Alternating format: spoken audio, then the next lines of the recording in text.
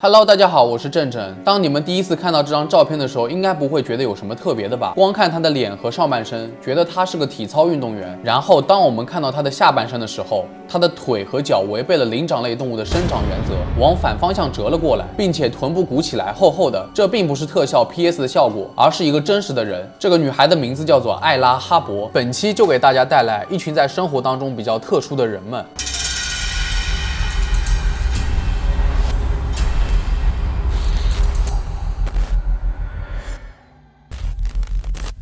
艾拉哈勃出生于1870年，他还有一个孪生兄弟，不过早早夭折了。之所以拥有这样的骨骼，是因为他出生的时候就患有一种非常罕见的骨科疾病，患有先天性膝后弯。这种情况导致他的膝盖向后弯曲。由于他的解剖结构不寻常，四肢走路对于艾拉来说更舒服，因此她平时步行姿势看起来很像有蹄类的动物，所以后来人们叫她为骆驼女孩。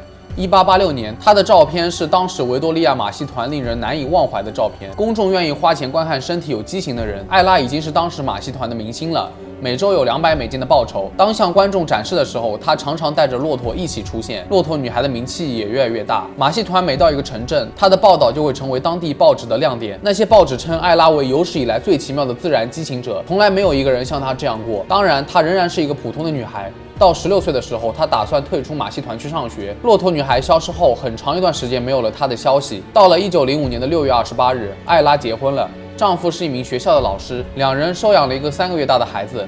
1921年的12月19日，艾拉在田纳西州去世，死于结肠癌。骆驼女孩的一生也画上了句号。当然，这些身材具有异常特征的人，也常常会被残酷地描述为怪胎。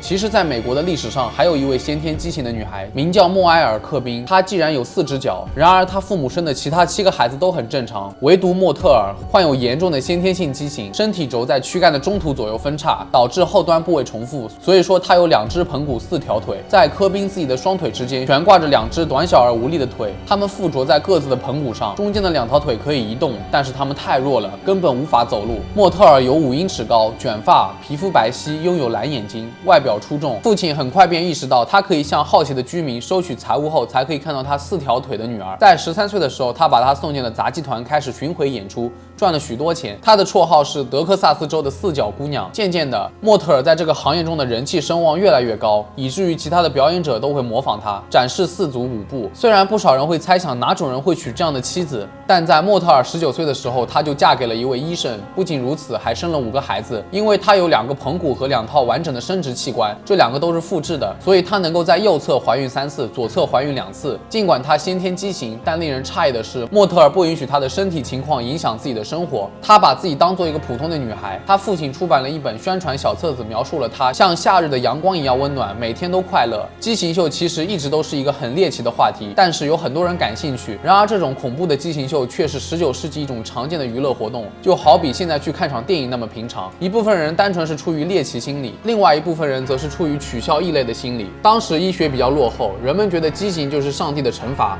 甚至有人的爱好就是收集各种畸形婴儿，在畸形秀上展示出来。畸形热给当时的政府带来了不少收益，所以没有人监管，这种狂潮也就越发火热。这种对于畸形的狂热甚至促进了科学的发展，学者们开始关注畸形的成因，畸形学兴起。如果把这些表演放到现代生活，以今天的道德标准来看，有明显的歧视和虐待残疾人的嫌疑。我觉得畸形秀很猎奇，完全是视觉冲击。这让我不自觉地想到中国人贩子把孩子拐跑，使正常的人变成残疾人来乞讨赚钱。在19世纪畸形秀盛行的年代，肯定会有正常的婴儿会被故意弄成畸形婴儿以此圈钱。先天畸形的人已经很不幸了，如果社会还因此歧视甚至虐待，真是丧尽天良。每个人都应该有平等的生活权利，只要人心不畸形，也能过得很好。好了，本期视频到这里就结束了。大家对于畸形的人们和利用畸形来赚钱的人有什么看法？可以在评论区留言。